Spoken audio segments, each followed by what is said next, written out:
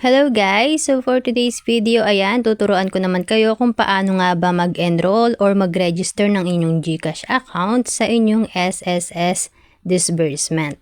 Okay, so una, syempre open lang po natin ang ating SSS account. So kung wala pa po kayo guys, ayan, nada-download po ito sa Google Play Store.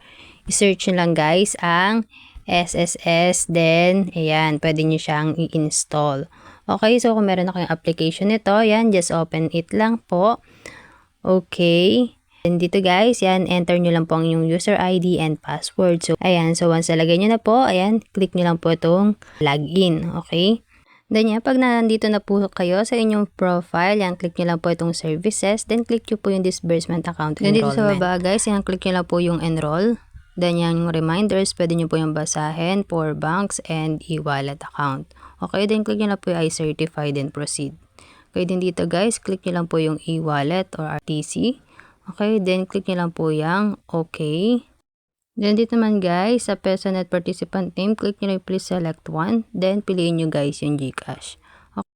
Then dito guys, enter nyo lang ang inyong mobile number, then confirm mobile number. Okay. So once okay na, click nyo lang yung next.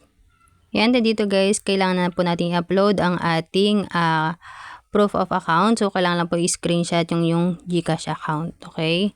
Ayan. So, kailangan lang natin i-open ang ating GCash account. Then, click nyo lang guys yung profile. So, ito guys yung need po natin i-screenshot at i-upload sa SSS.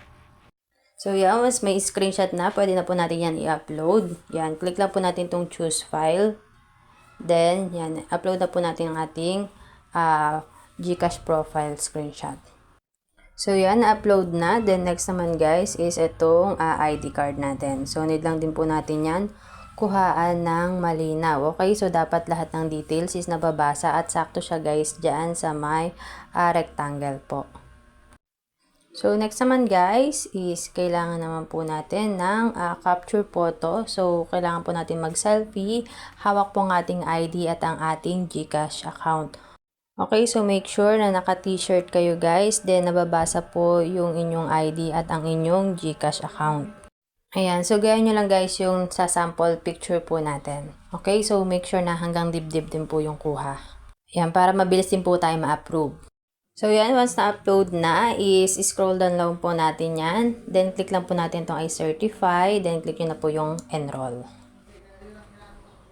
Okay, so enrollment confirmation, you have successfully enrolled your bank account or mobile number.